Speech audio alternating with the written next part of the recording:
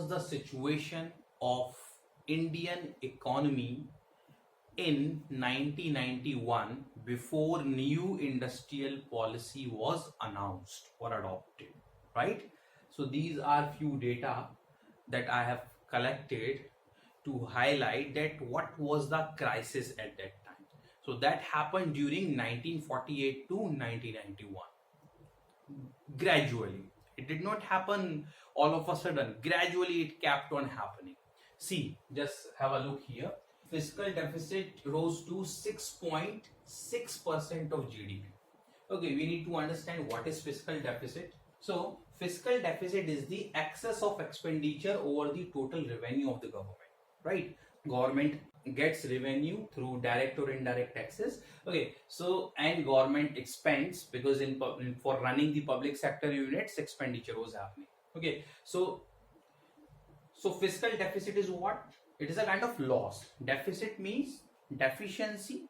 Okay, fiscal is related to government. Okay, so fiscal deficit means when the expenditure of the government is more than the total income of the government. So that difference, that excess, is known as fiscal deficit, right? And it indicates towards the need of borrowings, right? Say for example, I just give very little example for that government earning is rupees 10 crore, right? Okay, and they have spent 15 crore. So fiscal deficit will be there of 5 crore. So government has to arrange these 5 crore because they have spent 15 crore.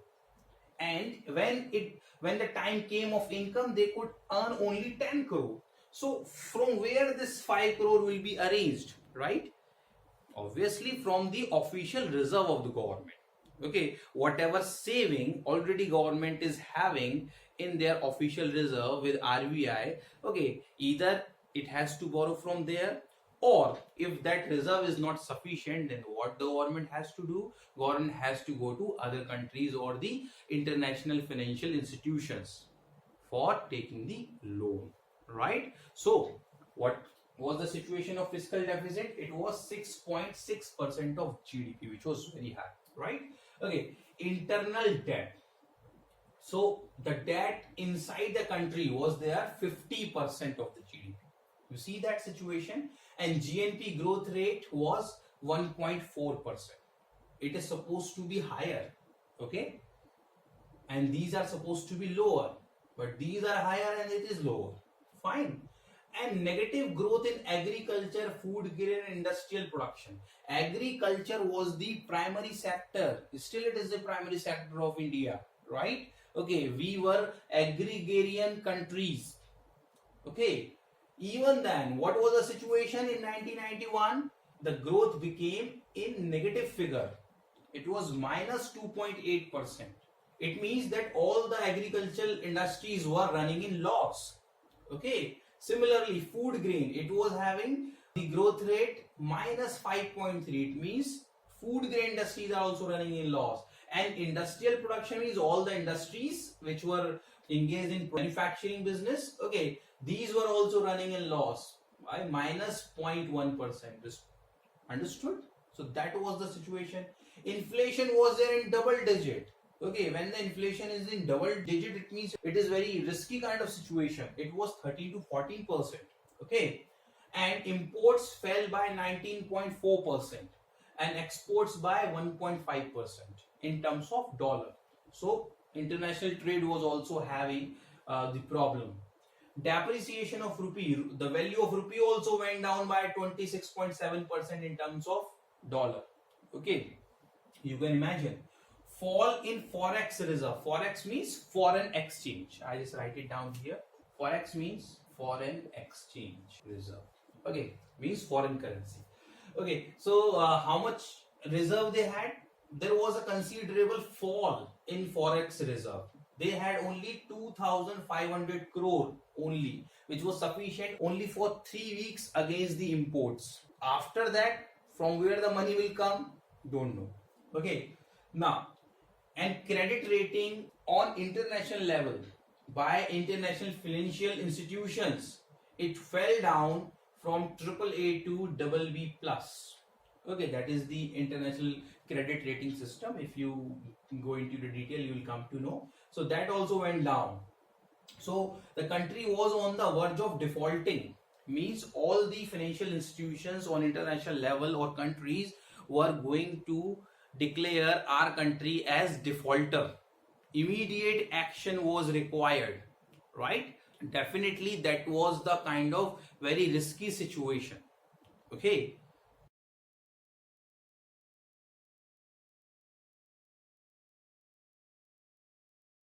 So at that time, government took some steps which were really needed, and immediately some steps were taken. And what were those steps? I'm just going to discuss with you. So these were the measures taken by the government immediately, right? Let me tell you something about the international financial institution. There are two financial institutions, one is World Bank and another is the International Monetary Fund. Okay, so World Bank gives loan to its member nation for the long term. Okay, and for a kind of project when which is supposed to be completed in the long term. So that gives loan on project basis. Okay, and IMF, International Monetary Fund, that gives loan for the short period, but that gives the conditional loan. Okay, on the basis of some condition, they are supposed to give you the loan, and the loan will be provided only to the member nations, right? So World Bank could not be approached at that point of time because that was not a kind of project. For that, the loan was required. The loan was needed for short period. Okay, so government had to go to International Monetary Fund, that is IMF. Okay, it had to pledge 67 tons of India's gold. Okay, so that it could raise $2.2 billion. Fine. Okay, and they just and RBI gave 47 tons of gold to Bank of England and 20 tons of gold to Union Bank of Switzerland to raise $600 million, right? Okay, so that was a kind of immediate measure government took. Okay, and the money was given to them, but like I told you that IMF gives the conditional loan. Okay, what was the condition? The condition was that they suggested the Indian government that they'll have to make some changes in their policies. They'll have to make some changes in their industrial policies, right? Okay, because at that point of time, the Indian economy was the closed economy. It did not open the door for the foreign investment. Okay, and even the private sector, the domestic private sector was not having the opportunities by the government. Government was not giving the opportunities even to those. So by IMF, suggestions were given to make changes. Then government did the planning. Okay, they took a historic step which was never done before. Okay, the complete transformation came in the planning system, and all the plannings were framed in one policy, and the policy was announced as new industrial policy or new economic policy, which was announced on 24th July 1991. Government announced this new industrial policy. So this new industrial policy had an aim to correct all the negative situation and weakness of the Indian industries and to encourage and strengthen them, or to increase their efficiency and accelerate the growth of the Indian industries. So that was the basic aim.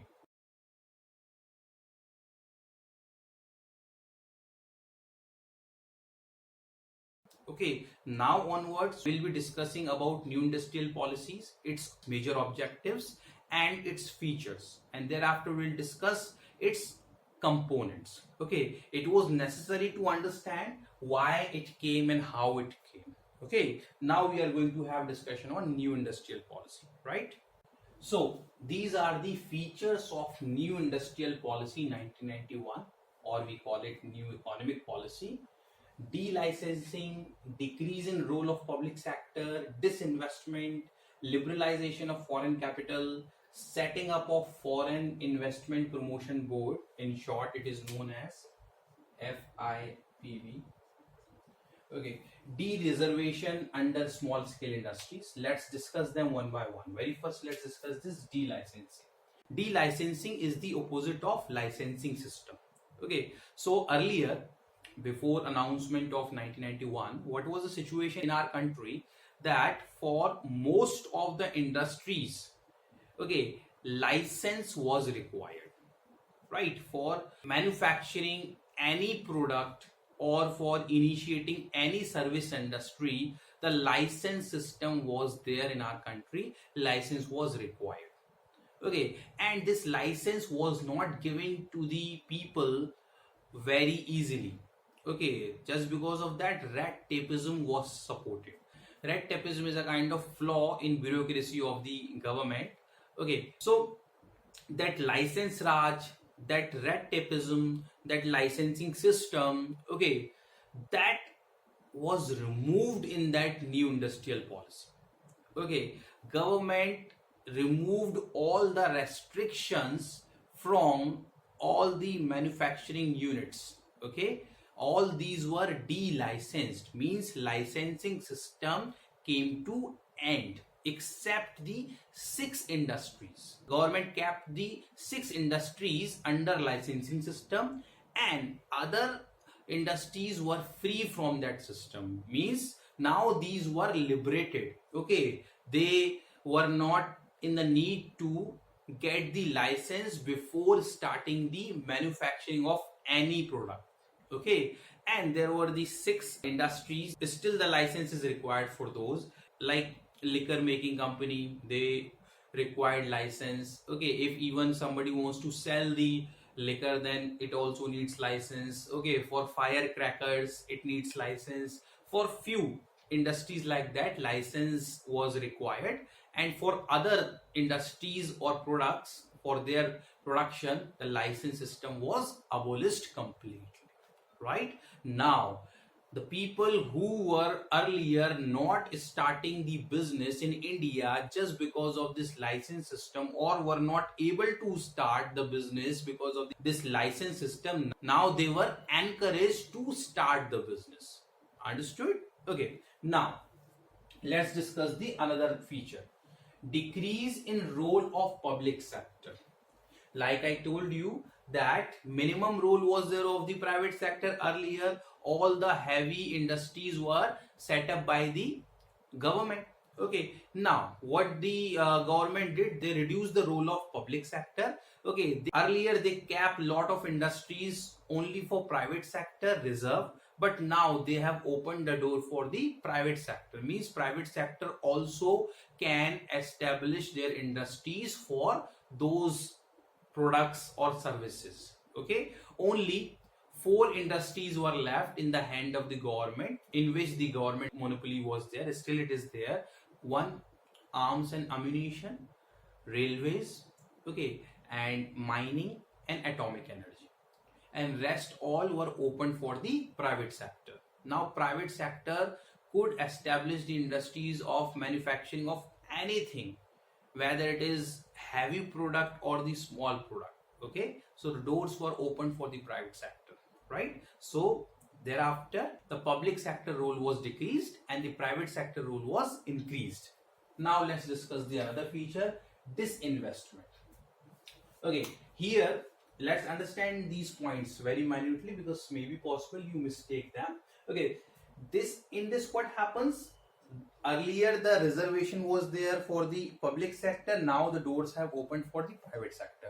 But say for example that already 20 PSUs are there, means public sector units are there. Now these are also running in losses. So what government is doing, government has started doing the disinvestment. And what does it mean? Disinvestment means a part of or the whole share of some public sector undertaking is sold out to private sector.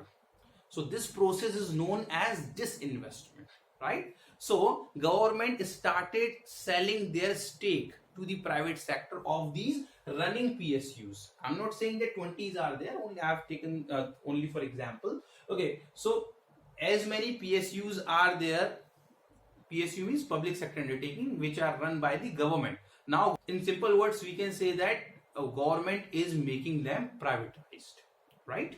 Okay, so that also started happening. So here also the private sector role increased, right? Okay.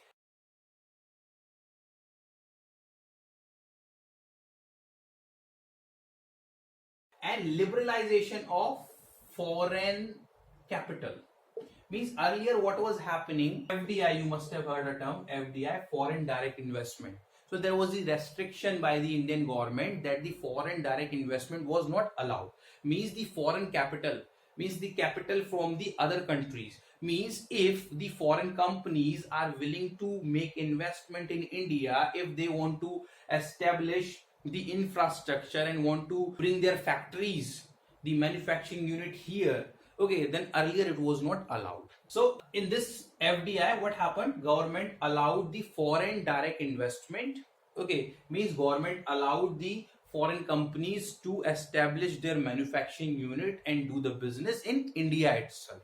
Okay, so it became liberalized, means the restrictions were made easy or free. The restrictions were removed. Okay, the procedure became simple and easy. Another feature is setting up a foreign investment promotion board.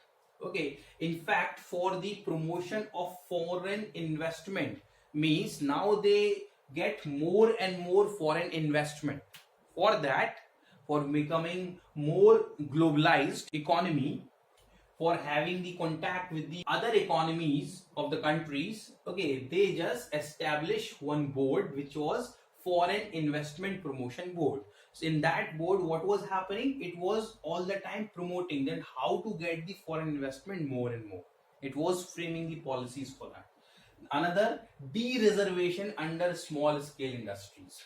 Okay, actually what was happening from 1948 to 1991, before the policy was announced, okay, they were keeping one objective in all the policies. Then they reserved certain products only for small scale industries. It's because small scale industry is the backbone of Indian economy and Indian government cannot ignore that. Still it is the backbone. Okay, still they are producing small kind of products. So earlier the big industries, the big business houses were not allowed to produce those products so that their income may not be affected. But at this point of time, they just de-reserved that also. Okay, so it brought a very negative impact on the small scale industries, but Indian economy improved. Okay, but for that also government kept on making few policies. Government has given a lot of subsidies and economic advantage to small scale industries so that it can be balanced, right?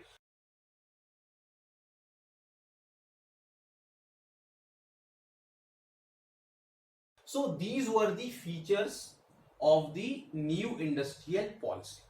Okay, now on the basis of these features, we can frame the objectives of the new industrial policy and the components of new industrial policy. If in one sentence we want to know that what is the aim of new industrial policy, why the new industrial policy came, then we can say new industrial policy or new economic policy seeks to liberate industries from license system drastically, reduce the role of public sector and encourage the foreign participation in India's industrial development, right? So in single sentence, we can define the new industrial policy with its objectives.